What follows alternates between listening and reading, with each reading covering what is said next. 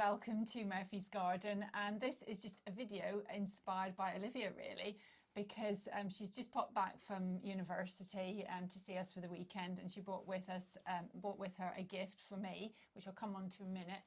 But that made us think it would be quite nice to do a video, because we're now in November. It'd be nice to do a video just with Christmas gift ideas as we're coming around to that time of year. And it's really nice to get a gift that's personal and really has shown a lot of thoughts gone into it. But sometimes when the pressure's on and you know Christmas is approaching, you can't quite think what that could be for that person. So this video, Livia and I are just going to talk about some great gift ideas, either that we've had, or Livia often gives me such lovely presents, so some of the ones that she's given me as well. But it was also inspired by this. I've had two particularly special gifts this year. One was this book. It's called How to Lay Out a Garden, and it's dated from 1858 when this book was written, and somebody I know bought me this book, and it means such a lot because it shows such thought that's gone into it. And I will be coming back to this book in a future video, but that's just one lovely present that I've had. And then this one means so much as well. This was done by Uncle Ken, who is a fantastic artist, as you can see, and it's titled Murphy's Garden because it features Murphy in oil. So we'll have this forevermore, even long after Murphy's gone. We'll have this to always remember the garden by. And then Livia, as I say, brought this book. So would you like to tell us a little bit about it? I go to these things, they're called talking plants, and if anyone's ever around Yorkshire, I highly recommend going to them. A lot of them are based in Sheffield, but it's just like a group where people can come and talk about plants, and they do lectures and stuff. But one of them was by Lucy Bellamy, and it was at Hepworth Art Gallery in Wakefield. And she's written this book all about bulbs, and it's got different gardeners in, and it's basically just full of really lovely bulbs that would be nice to either put in your garden or put in pots and things like that. And especially for people who don't really have much space, or if they just have a little courtyard or something, bulbs can be a really lovely idea. And all year round bulbs as well. Yeah, definitely. Yeah. So I recommend this book, and maybe you could get some bulbs to go with it. Yeah, that's a nice gift idea. Present. And I'm going to use this when I was going to put bulbs in our new tree area, but I didn't want to kind of rush into it and put the wrong thing in like I did with the Camassias. I want to make sure I get the right thing. So I'm going to read this book before I commit to what I'm going to put in there. And then we'll come on to this book. This is a book which you can tell us about as well. So this we had Ara Anderson come into uni, and Nigel Dunnett, who's one of my lecturers, we did like a big walk around some of the green spaces in Sheffield, and it's also by Henrique. I can't say his last name, but they came in and did a lecture, and it was so interesting, all about trees and looking at more kind of climate resilient trees, and ones that do particularly well with our kind of changing climate at the moment. So they've got some really good suggestions, and it's filled with kind of like specific growing conditions, and it's just really nice. They've got loads of different types of trees for literally every single different whether it's planting situation or urban or whatever, and some really nice unusual trees that you wouldn't necessarily just see every day on the street as well. And I used that as my Bible when I was planting the new tree area. All of the trees that we've planted were in this book. And I really like the way it's laid out and things like that. It's really easy to look at and get a lot of information quite quickly. Yeah, it's very good. And as I say, I've used that such a lot. And then I've got some other books. Some of them are kind of like coffee table books, which this one is. If you want your house to look stylish, then just nonchalantly have this. Place this on the coffee table. Ours is actually quite well thumbed now, but it's the English Country House Garden, and it features all the iconic English houses and their gardens, such as Sissinghurst and Great Dixter, and all the ones that you hear mentioned time and time again. So it just makes for a lovely read, but also beautiful illustrations. It's probably quite good to get inspiration of where you could go as well, to gardens you could visit in the UK. If you're visiting, of course. And then I've just put some here that these are ones that we just kind of refer to all the time. So the RHS do loads of books. They're always producing all these different books. Alistair, particularly doing garden maintenance, uses these two, pests and diseases and propagating plants. I use that one more than perhaps he does. He uses this one a lot, identifying pests and diseases. So there's practical ones here too. This is the Royal Horticultural Society gardening through the year, just telling you what jobs and things you should be doing, particularly if you're new to gardening, you're not sure what you should be doing, what things need pruning at what time of year and things like that. And then they also do a range of all these books, which are just the RHS, a bit more specialist. Yeah, they do all sorts of things, pruning and things like that. And this is the one I keep banging on about this book, but I think we both really find this incredibly helpful. It's really, really eye-opening, and I think it kind of unlocks the world of horticulture a bit. Yeah, if you want to understand how Latin names, working out how to pronounce things as well. Sometimes, particularly when I was doing this channel, I knew the names of things, but I had no idea how to say it. I'm not saying I'm particularly... But also it's got all the like meanings for what the Latin is. And so you're like, oh wow, that makes sense. And sometimes if plants have like the same ending, stem. You're like, oh yeah, like alba because it's white and it's like the connection. So like really anything with ek in it, like echinos or anything like that means hedgehog, it means spiky, so things like that. So I did do a video using all the plants that we grew for your Tatton garden, just going through the names using this book, just so we can understand the meaning more. So that is really, really good for not just new gardeners at all, but just anyone that's just wants to learn more about where the names come from. And then the final one on my list is this one, and you got me this one, didn't you, or did Joshua? One of you? I got it for you, got but it I for me. gave him the credit. So this is Flowers Forever. So this is by Bex Partridge, who probably most of us know, who's famous for all the dried flowers and beautiful creations that she does. And as you all know, I've really got into drying flowers. So this gives you lots of tips how to do it. And all things like that, so that's been quite good for inspiration. There's lots of really lovely dried flower books there, and even just getting inspiration for doing little arts and crafts projects. They're quite nice to look at. And then I think from here we'll go into inexpensive presents. So we don't all have lots of money to spend. You don't want to spend lots of money at Christmas, but really I think if you show that you've put in a little bit of thought and effort, that means a lot more. So we did things like last week we did the bulbs in containers, so that's a really easy one. Yeah, it's really lovely, and it looks really pretty as well. So yeah, we've got lots of these here. So if you're going to do that, you need to get on and do that now, and to be in time for Christmas.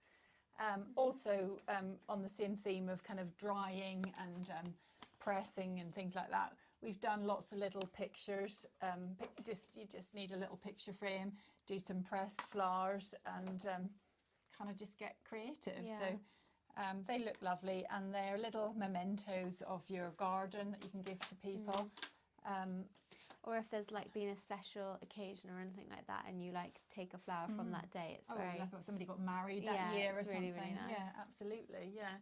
And then also inexpensive presents, or if you've made any jams, things like that, you can just dress them up a little bit, make them look attractive. So we've got there was the blackcurrant jam that was a bit of a nightmare to make because it all bubbled over and everything. But anyway, they don't need to know that. This is my pickles. We've got our pickled onions here, so they make lovely gifts. And then Olivia's idea was also these, don't you? Yeah, little succulents. You can buy these for really cheap in garden centres and things like that, and they propagate and go crazy quite easily. So if you have any of your own in your garden, you can just separate them really quickly and just get a little terracotta pot, and I think that's really cute as a little present, and people can keep it inside or put it outside. Yeah. So it's very inexpensive. And we're just about to move on to the next topic, but then we've thought of other ideas. So things like this, wreaths, which we've made loads of. We've done videos, haven't we, on wreaths, how to do wreaths. And then these are just little like slices of wood with dried flowers on, and then like little frames with like woven bits of string, and then baubles with dried flowers on. Little glass frames with pressed dried flowers in. Also the little seeds that we did, all the seed packets that I did, they would really make lovely. nice gifts. And also just getting like little bottles, any little containers, whether it be, you know, go to a charity shop, little jugs that you can fill Yeah. with dried flowers and things. So there's just so many ideas. There's loads of ideas, but just kind of get creative, and it shows lots of thoughts gone into it. Yeah. And the other idea for people perhaps who've already got a lot of stuff and don't want more clutter and more stuff, or people that are in perhaps rented accommodation or on the move regularly and you don't want to give them things that clutter things up, then the idea of doing kind of experiences is always a good one. Yeah. So we absolutely love going to Chelsea. Chelsea. That's like the ultimate present, I would say. I get you that every year. Yeah, as long as they don't mind crowds and things like that, then yeah, it's fine. But that's a really good present to get someone, because I feel like it's a very memorable thing, and it's something get to a lot share out of and it. something to look forward to, because we always buy our ticket for Chelsea. I've bought yours already for Christmas. Yeah. And so we have that to look forward to in the depths of winter. The other thing is, if you are going to any of the RHS shows in Britain, there's going to be Wentworth instead of Tarpley. There's Malvern.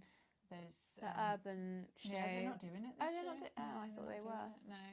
Anyway, any of the RHS shows, that's always good. And if you are going to RHS shows, you can get a discount if you're an RHS member. Yeah. And the advantage of being an RHS member is that you get the magazine every year as well. Yeah. And also you can go on press day, which we've never been, but from doing my RHS show and experiencing press day, it was very, very exciting. You get to see people getting all their awards and things like that, and they do all the filming. You might do a bit of celeb spotting.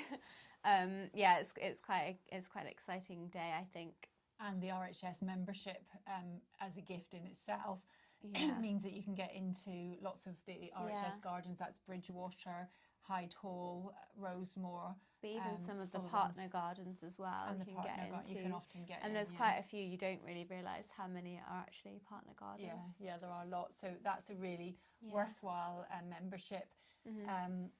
Then magazine subscriptions, I would highly recommend. When I first started gardening, the biggest inspiration for me was a magazine called the English Garden magazine. It's absolutely lovely, kind of quite aspirational in showing you absolutely fabulous looking gardens, but it definitely gave me the idea sort of like doing the parterre and doing the hornbeam walk. Definitely came from there. So I would recommend getting a subscription like that one, or Garden Illustrated. Yeah, and Lucy Bellamy, who wrote the book about bulbs, I think she used to be the editor for Gardens Illustrated. So yeah, both very good magazines. So I think that would be very, very good photography as well done in there as well. It's quite nice to look at.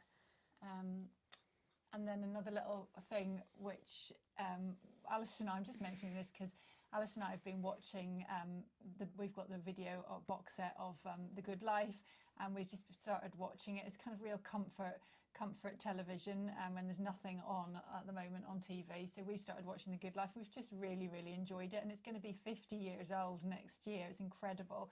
But the sentimentality of it all and the ethos of it all is, I feel we can identify quite closely with it. Yeah. It's a bit like us. So that if you haven't seen The Good Life from the 70s, 1975, it was filmed. Have a look at that, because that's really good fun.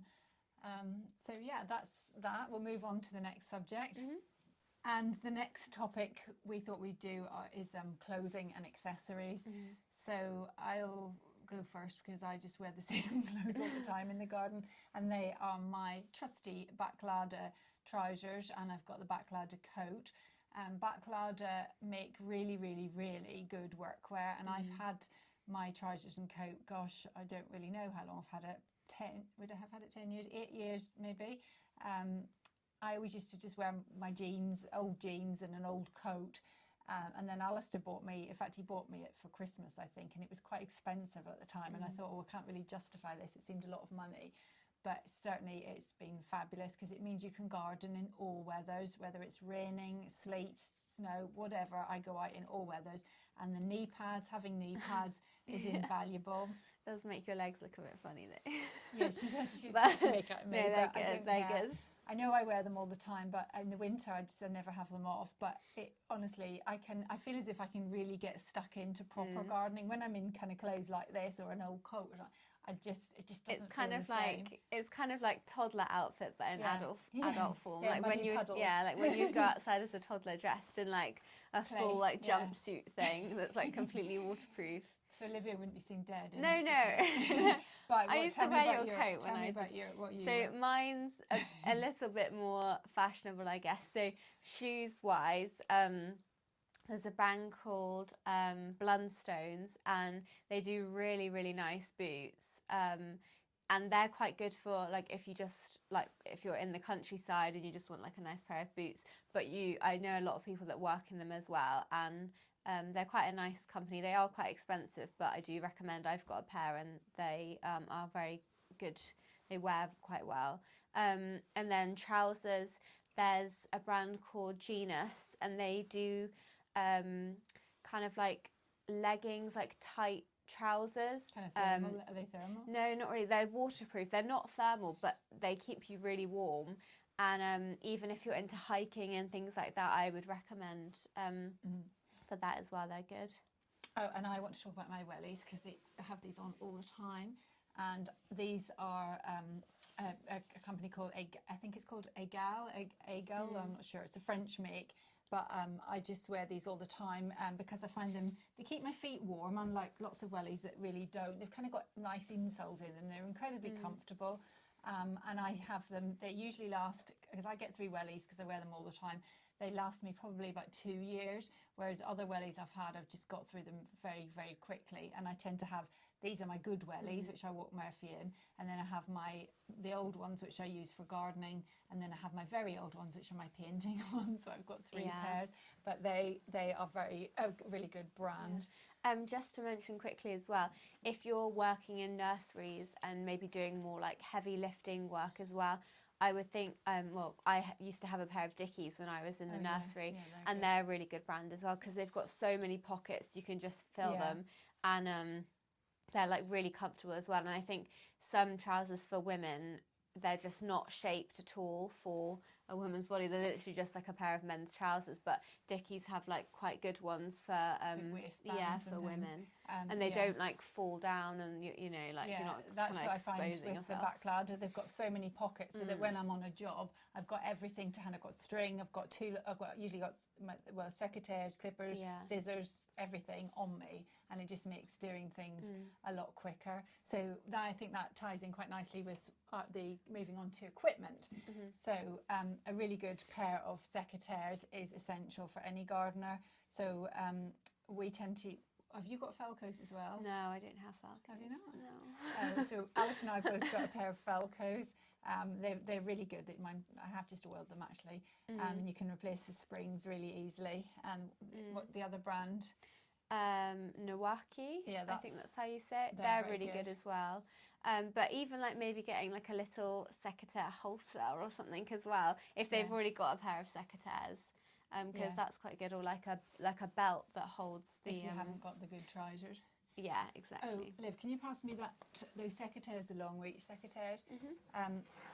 These are fantastic, and I bought my dad these for a Christmas present, and he raves about them all the time. I'm not even sure. Oh, they're Spear and Jackson. So these are long reach secateurs, and they are brilliant for reaching right over to.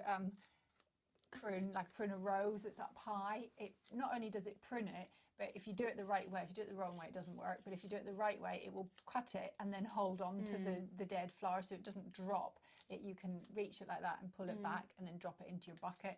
So this is a Spear and Jackson long reach secateurs, really, really good. We've used it as well for when we've done elderflower picking and things like that. Yeah, so that's also a good one. If you're trying to like forage and something's really, really up high, because it always is, or so like it's just the best ones are just out of reach, aren't they? Yeah, or like mistletoe or anything like that. That is. Yeah, it would be quite handy for things like that too. Yeah, so that's the secateurs, and you pop that back. The other thing is the homey. Can you reach that, Livy? This one. So So for weeding, I'm doing obviously a lot of weeding, and I'm finding as I'm getting older, I'm definitely getting a bit of arthritis in my hands. My hands, I wake up, they're really sore. So this is an alternative to that action. Doing that over and over again really jars your wrist. So this is, you weed like that. I will put some footage of me using it because I have done videos on this before, but Alistair discovered this. He often discovers all the really good equipment because he likes to try. I just kind of use my old trusty old trial and never change, but he likes to try new things. So that was a discovery he made. And then moving on to other equipment, which I'll just grab. So this is an item that one of you guys recommended after watching me trying to put mulch on the borders. I think this is called a potato fork. Ironically, I forgot about it when I was digging up the potatoes, but I'm not sure, would it not pierce the potatoes more? But anyway, what it's really good for is spreading mulch. So when you're, or manure or something, but it's not too heavy. It can pick things up, and then you can sort of scatter it onto the beds much more easily than when I was using a fork. All the bits would just fall through. So that's working really well for me. And then the other thing, which Livia, you helped me with this, didn't you, when we were planting the skimmias earlier in the year, and we've used this all the time. This is root post. I think it's called a root post something or other, and it's like a corkscrew shape. So to make a hole, particularly in grind, like if you were doing it in clay, you simply go round and round and round. It breaks the soil up, and then you use this other piece of equipment, which is this. And we'll put some footage of us using this. So we use this for bare root. So you then simply put this into the grind and pull out the soil. It really saves your back. I'll just move it up a bit. So it's like that. Anyway, there's not really room in here to demo it, but I'll show you some footage of us using it. We used it, remember when we did the beach hedging? We use it all the time. But all the trees, we used it for all the trees, didn't we? It really, really does just prevent you from hurting your back, though. It's a lot easier. And then this is the one, this is the silky saw. I can't say I use this much, but Alistair says I've tried that before when I was doing pruning, and it's really good. This is what the blade looks like. But yeah, a good pruning saw is really necessary because it can be really, really dangerous, especially if they keep getting like stuck in a branch. And yeah, you want a blade that's going to go through properly and smoothly and cleanly as well, and not damage the plant or you. And then the other piece of equipment that's fantastic is the root slayer, which I demoed this recently. This is just a spade, but with quite sharp blades on either side, and it's really good. I used it when I was digging up the plants from the herbaceous border just recently. It gets in there, it goes through the soil like a knife through butter, and you can dig out the plants really easy. And then when you come to divide them, like none of that thing with the two forks back to back and all that, it doesn't really work very well. This does. You just go poof right through, and it will break it up. Absolutely lovely. And two other really good gift ideas which didn't fit in the shed. One is this wheelbarrow. This is the brand Bell. We've had this wheelbarrow quite a while, not as long as the other one, mind you, but this one is a fabulous wheelbarrow. It was quite expensive, I seem to remember, but it performs really, really well. Ergonomically, a really good wheelbarrow. There's Murphy. He's been in it a few times, haven't you, Murph? And the other is this. This is my new watering can, which is a Hawes watering can, which is a good old British brand. It's been going for a long time, and that's really well designed and a good watering can, which I think both of these presents any gardener would like. That's the equipment. I was just going to mention this. This is a charity. If you've got people in the family who are keen gardeners and you're keen to support the gardening industry, there's a charity. We've spoken to the charity before, haven't we? When we've been at really nice Chelsea people. And things like that. Lovely people, and they support people, plant men and women who work in horticulture who've perhaps had an accident or things like that.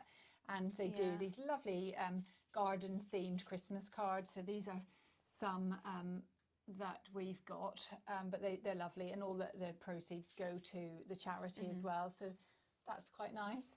Yeah. So just a short little video. Can you think of anything else?